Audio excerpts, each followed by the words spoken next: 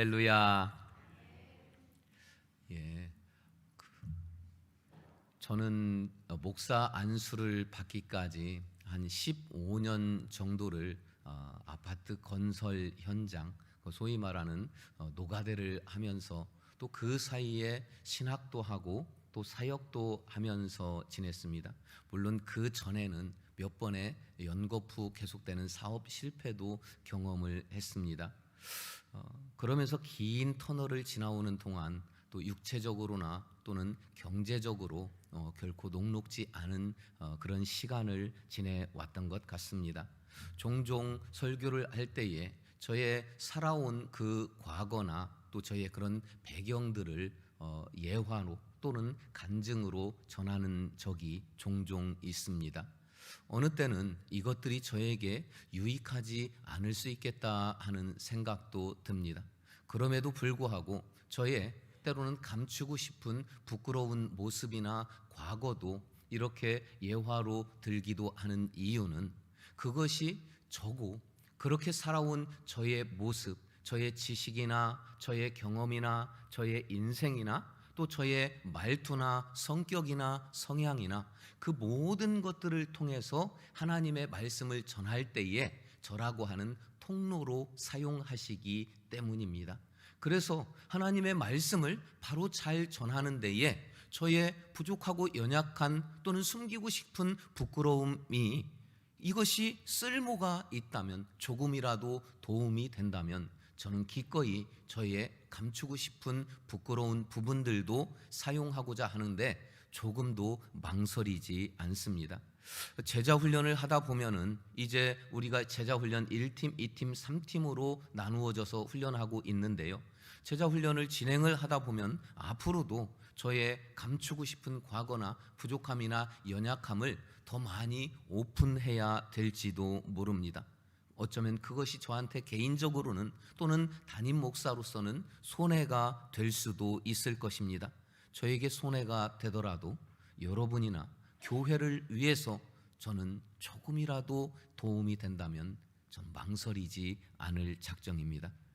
지난 2주 전에는 원로 사모님 그리고 이영호 장로님과 함께 태국 선교지를 다녀왔습니다. 또 며칠 동안 지내면서 이영호 장로님과는 많은 대화를 나눌 수 있는 기회가 있었습니다. 장로님은 그 대화 중에서 저에 대한 좋은 점이나 저를 칭찬하는 내용들도 있었는데요. 듣다 보니까 또 맞는 말인 거예요. 그래서 맞다고, 잘 보셨다고, 그것은 어쩌면 저를 자랑하는 내용이기도 했는데 제가 스스럼 없이 그렇게 동의를 하는 것이, 그러니까 너무나도 지나칠 정도로 솔직한 저의 모습이 자칫 오해가 되지는 않을까 하는 조심성, 그런 걱정도 있기도 합니다. 근데 성경에 보니까요, 오늘 본문 가운데 등장하는 베드로라고 하는 사람은 얼마나 솔직하고 단순한 사람인지 그 사람이 오늘 이 본문 가운데 주인공입니다. 갈릴리의 이 북부 지역에 베세다라고 하는 마을이 있습니다.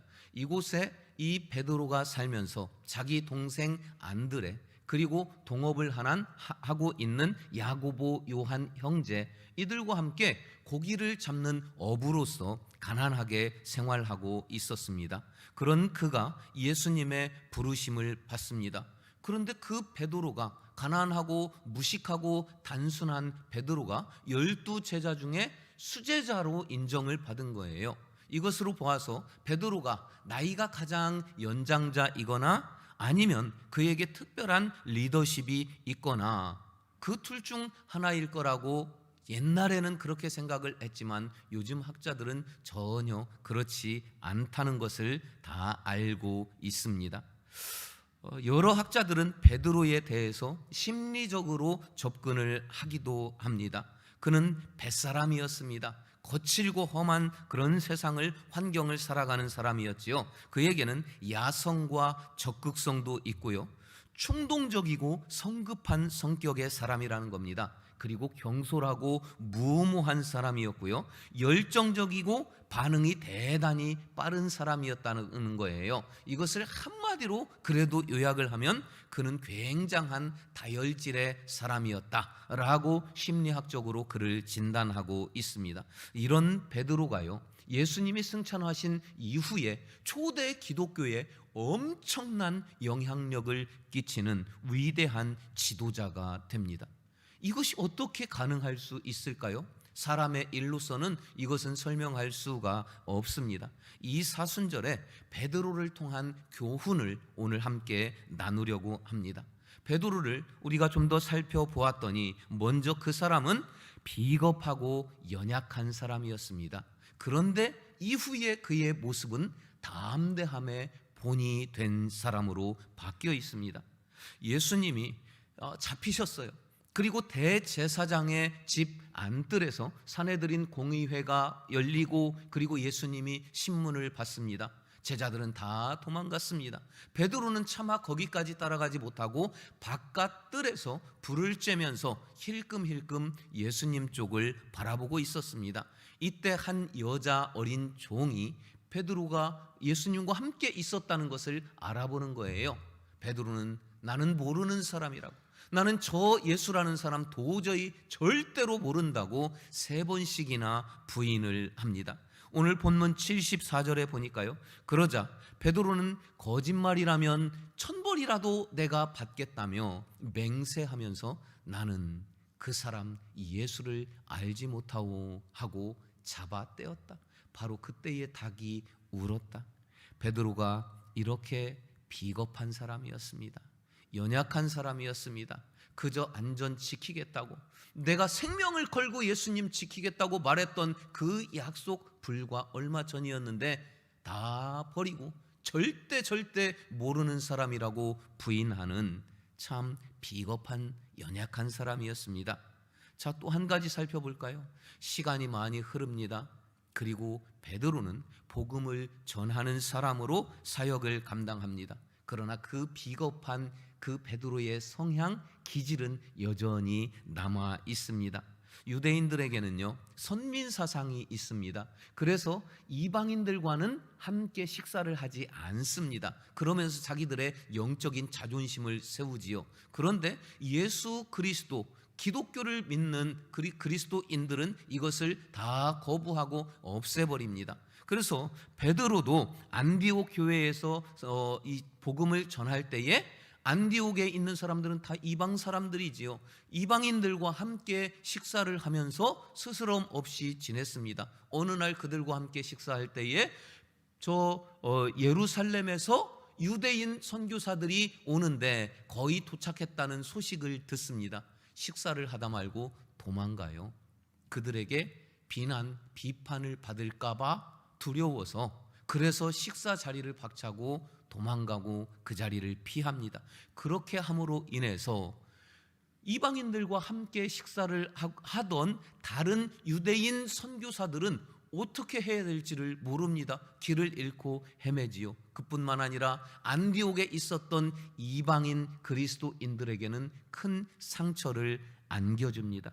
이렇게 베드로는 연약하고 비겁한 사람이었어요. 어떻게 그 비겁하고 연약한 베드로가 위대한 지도자가 됐을까요?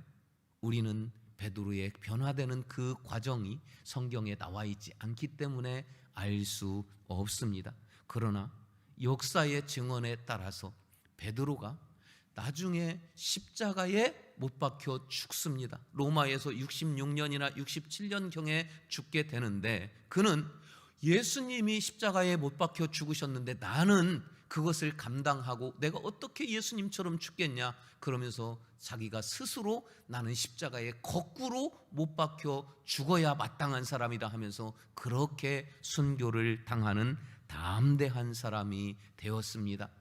어떻게 그렇게 바뀌었는지는 우리는 모르지만 그는 그렇게 담대한 사람으로 변했던 것입니다. 또 베드로의 다른 모습을 보겠습니다. 두 번째로, 그는 무모할 만큼 적극적이었습니다. 이것은 좋은 표현이에요. 저 솔직한 표현으로 보면 그는 우리말로 무대뽀였습니다. 막무가내였고 천방지축이었습니다. 그러던 그가 이후에 위대한 지도자로 바뀝니다. 여러분, 오병이어의 기적을 기억하십니까? 예수님이 5,000명이나 되는 많은 사람들을 보리떡 5개와 물고기 2마리로 실컷 먹이고도 12바구니가 남습니다. 그 일들을 다 마치고 그리고 그 자리를 정리까지 다 해보니까 시간이 많이 지났어요. 깊은 밤이 되었습니다. 예수님께서는 제자들에게 이 갈릴리 바다를 건너가라고 먼저 배에 태워서 보내십니다. 그리고 예수님은 따로 기도를 하십니다. 그리고 예수님이 출발하실 때의 시간은 성경의 사경, 바로 새벽 1시부터 새벽 3시 그 사이였습니다. 예수님이 타고 가실 배가 없어요. 제자들은 이미 저 갈릴리 바다를 건너가고 있는 중입니다. 예수님은 바다 위로 걸어서 가십니다. 제자들이 갈릴리 중간쯤에 있을 때 바람과 파도도 어느 정도 치고 있습니다. 저 바다 쪽에서 사람인지 유령인지 귀신이 바다 위를 걸어서 오는 거예요. 제자들은 두려워서 벌벌 떱니다. 그 제자들을 생각해서 예수님이 말씀하시지요. 나니 두려워하지 말라, 큰 소리로 외치셨겠지요. 그때 베드로가 음성을 듣고 대뜸 말합니다. 주여, 만일 주시거든 나에게 명하사 물 위로 오게 하소서 하고 소리칩니다. 예수님이 한 말씀 하시지요. 오라. 예수님의 이 오라는 말씀이 떨어지기 무섭게 베드로가 그 말씀을 믿고 배에서 폴짝 뛰어내립니다. 웬일이에요? 바닷속으로 들어가질 않습니다. 마치 땅인 것처럼 물 위에 떡하니 서게 돼요. 신기하지요? 베드로가 걸어갑니다. 얼마나 신기했을까요? 신났을까요? 몇 걸음 걸어가고 있는데 바람과 파도가 오는 게 보입니다. 베드로가 그것을 보고 두려운 마음이 들어오자마자 물속으로 쏙 들어갑니다. 그리고 허우적허우적 되면서 주님에게 살려달라고 말하지요. 예수님이 그 베드로를 들어 올립니다. 여러분, 얼마나 무모해요. 다른 제자들이 두려워 떨고 있다가 예수님의 음성을 듣고 그 감정이 바뀌고 있는 사이, 그 사이를 베드로는 훌쩍 뛰어 넘어서 주여, 진짜 주님이시면 나도 걸어서 오게 해보세요. 오라 말 떨어지기가 무섭게 펄쩍 뛰어내리는데 실제로 걷다니, 정말 베드로는 성격이 무지하게 급한 사람입니다. 또 한 가지를 볼까요? 한 번은 예수님과 이 제자들이 함께 길을 걷고 있었습니다.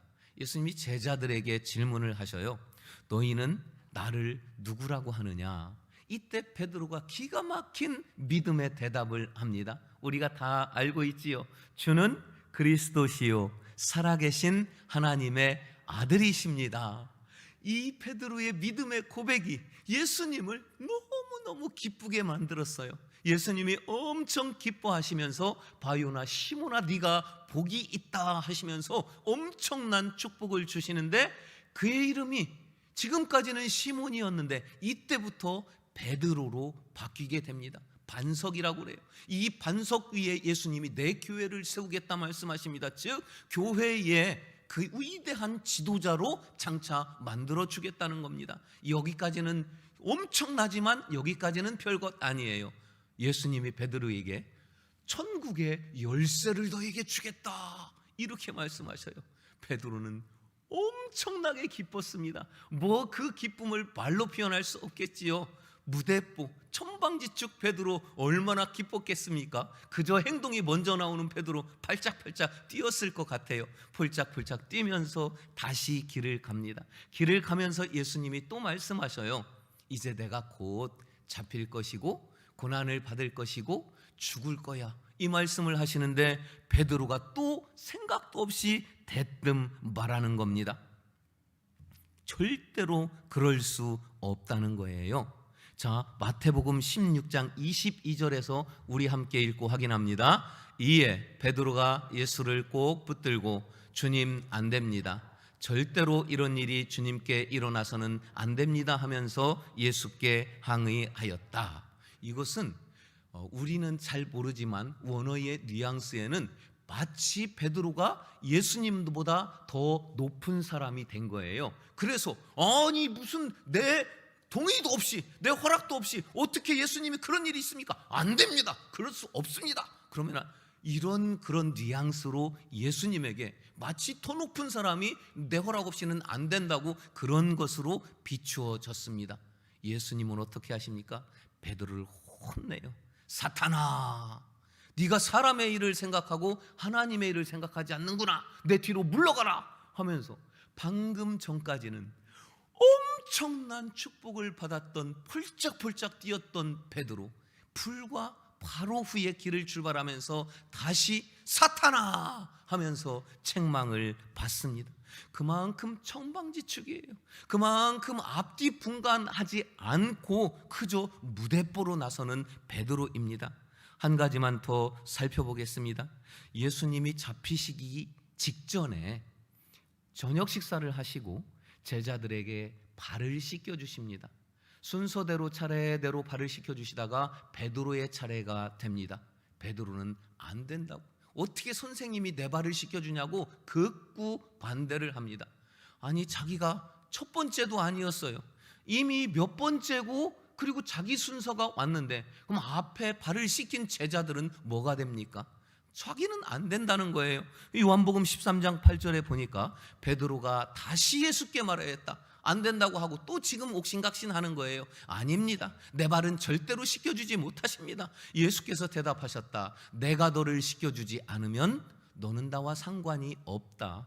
이 말씀을 받자마자 다시 태도가 180도 바뀝니다. 그러자 시몬 베드로는 주님, 내 발뿐 아니라 손과 머리도 감겨주세요 하면서 머리를 들이미는 거예요. 베드로는 참 적극적이지만 천방지축이었습니다. 이후 이런 베드로가 초대교회의 위대한 지도자가 돼요. 그 과정을 우리는 몰라요.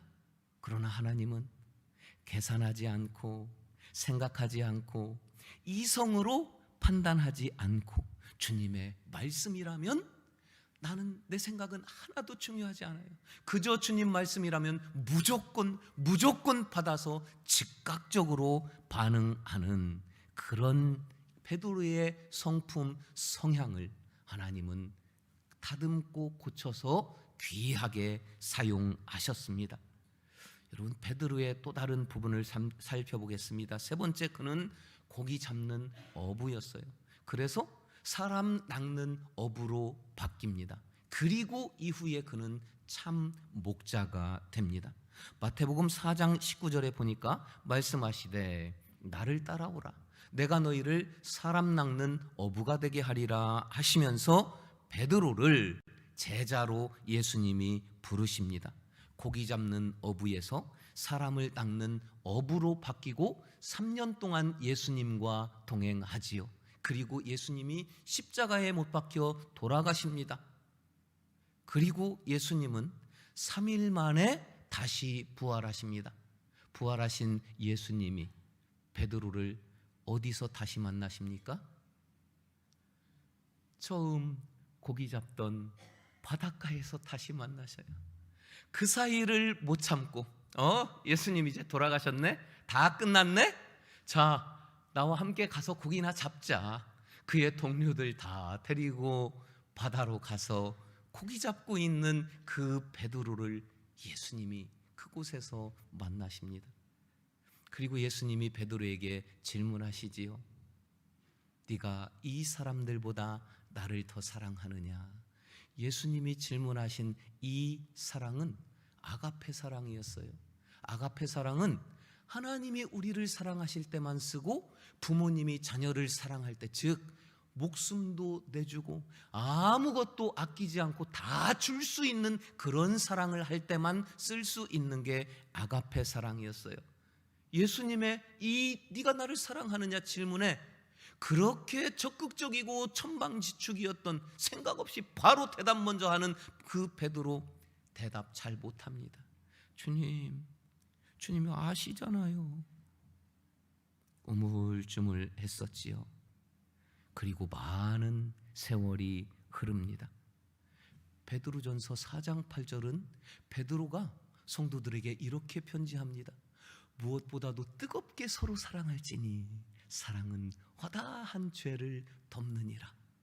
이 사랑이 아가페 사랑이에요. 베드로는 아가페 사랑으로 주님도 사랑하지 못하던 그가 세월이 지났을 때 아가페 사랑으로 주님을 사랑해서 자기의 목숨과 모든 것을 드리는 사랑을 했고, 이 아가페 사랑으로 성도를 사랑해서 성도를 위해서 자기의 목숨과 모든 것을 줄 수 있는 사랑을 하게 됐어요.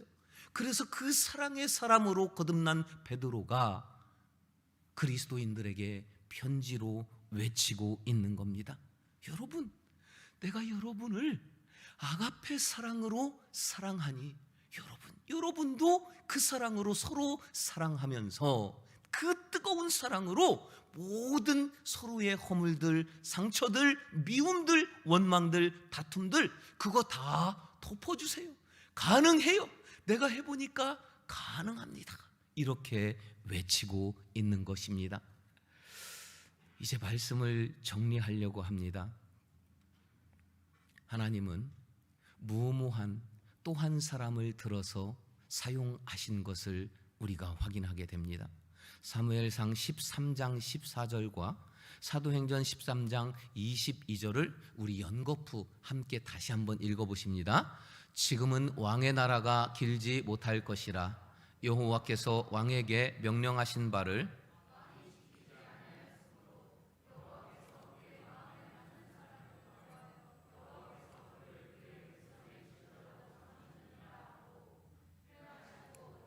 왕으로 세우시고 증언하여 이르시되 내가 이새의 아들 다윗을 만나니 내 마음에 맞는 사람이라 내 뜻을 다 이루리라 하시더니, 여러분 사무엘상 13장 14절과 사도행전 13장 22절은 끊지 않고 연거푸 읽어도 그대로 완전한 하나의 부족함이 없는 문장이 됩니다.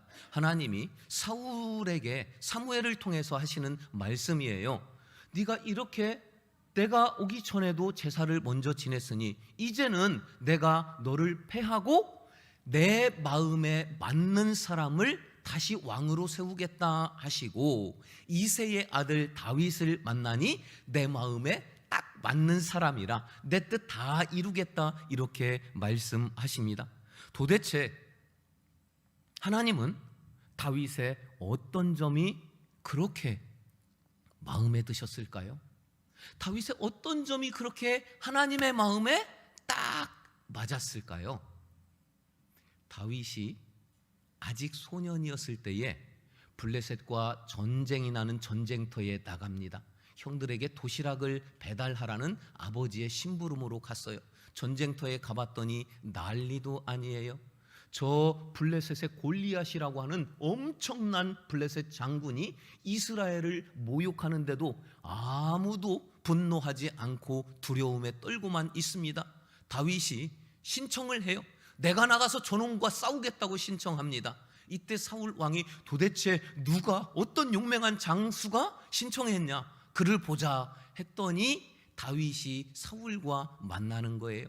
그래서 자기가 가겠다고 하니까 사울 왕이 보니까 안 되겠는 거예요.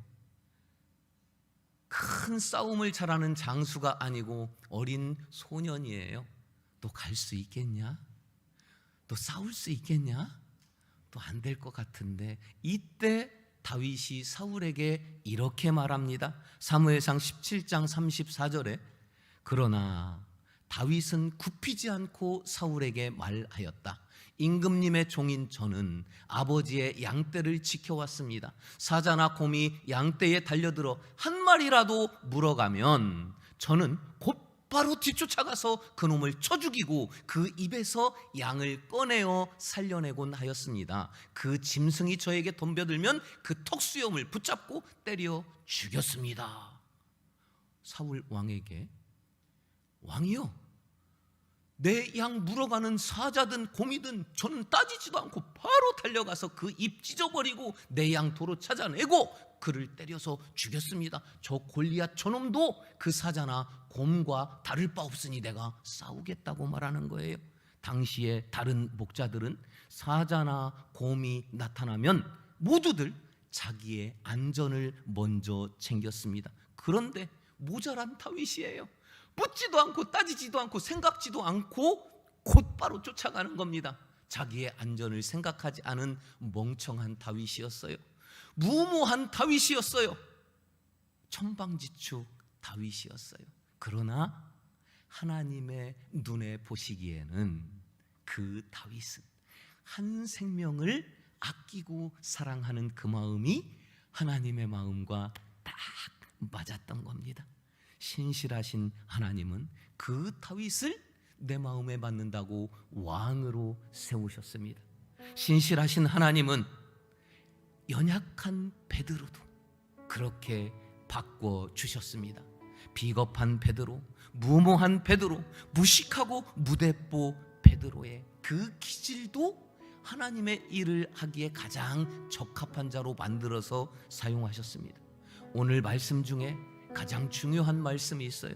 마지막 절 75절은 이에 베드로가 예수의 말씀에 닭 울기 전에 네가 3번 나를 부인하리라 하심이 생각나서 밖에 나가서 심히 통곡하니라. 여러분, 하나님은 나를 이렇게 연약한 여러분을 만드시고는 좋았더라, 좋았더라, 심히 좋았더라 하시면서 기뻐하십니다.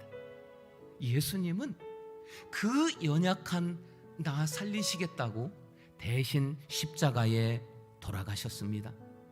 이 사순절 여러분이 묵상하는 십자가의 은혜는 무엇입니까? 그저 깨끗하고 고결하고 잘났고 거룩하고 완전한 여러분의 모습입니까? 아니에요. 부족하고 연약하고 믿음 없고 죄에 찌들었고 사랑하지 못하고 용서하지 못하고 베풀지 못하고 섬기지 못하는 너무나도 연약한 나를 발견하고 우리는 베드로처럼 울며 통곡하며 그 십자가 앞으로 가야 합니다. 이것이 바로 십자가의 은혜입니다. 별 볼 일 없고 연약한 여러분, 정말 별 볼 일 없고 연약한 저와 함께 이 사순절 주님 나는 연약합니다 고백하면서 함께 십자가 앞으로 나아갑시다. 우리 이 시간 함께 고백하기를 원합니다. 주님, 우린 연약합니다. 우린 오늘 하루를 살아가는 것조차도 힘겹습니다. 주님 뜻 이루며 살기에는 너무나도 나는 부족합니다. 나는 연약합니다. 우리 찬양으로 함께 일어서서 고백하기를 원합니다. 주님, 나는 연약합니다.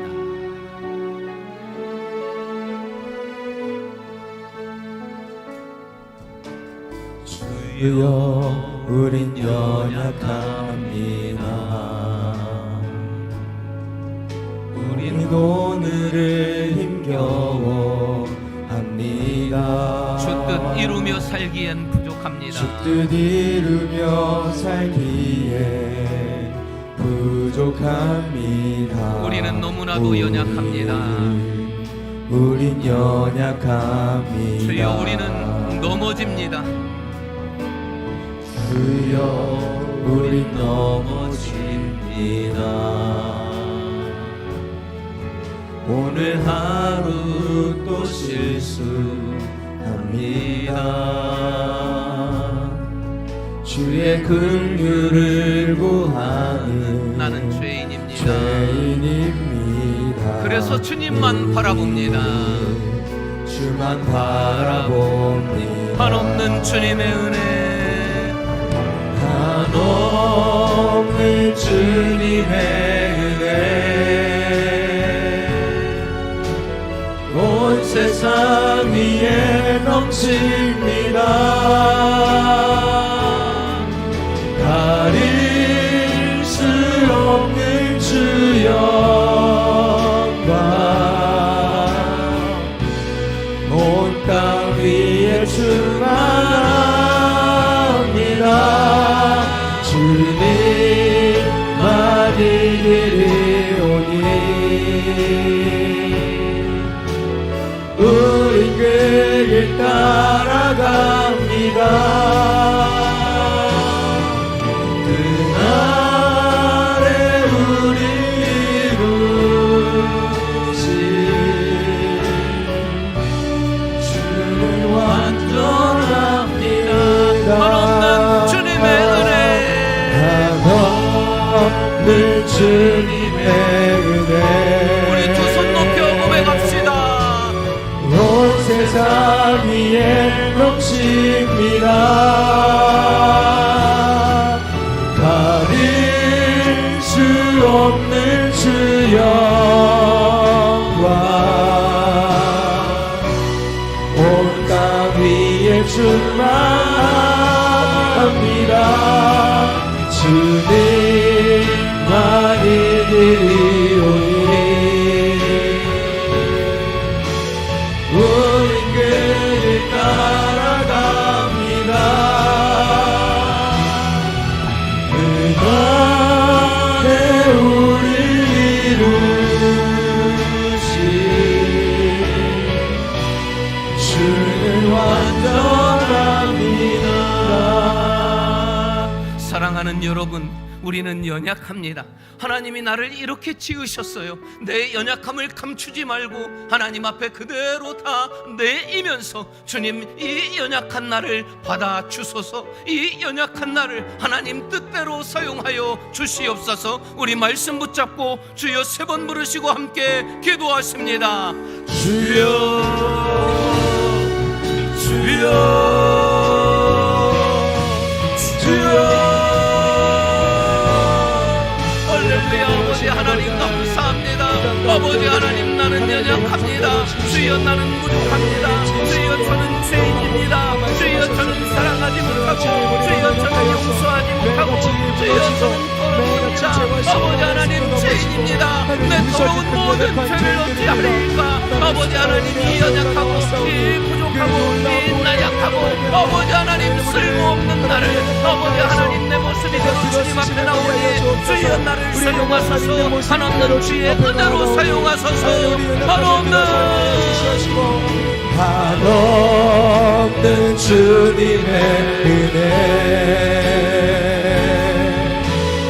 온 세상 위에 넘칩니다. 가릴 수 없는 주 영광 온 땅 위에 충만합니다. 주님만 이리오니 우린 그 길 따라갑니다. 그날에 우리 이루신 주는 완전합니다. 한 번 더 고백합시다. 한없는 주님의 은혜, 한없는 주님의 은혜 아멘. 온 세상 위에 넘칩니다. 가릴 수 없는 주 영광 온 땅 위에 충만합니다. 주님만 이리오니 우린 그 길 따라갑니다. 그날에 우리 이루신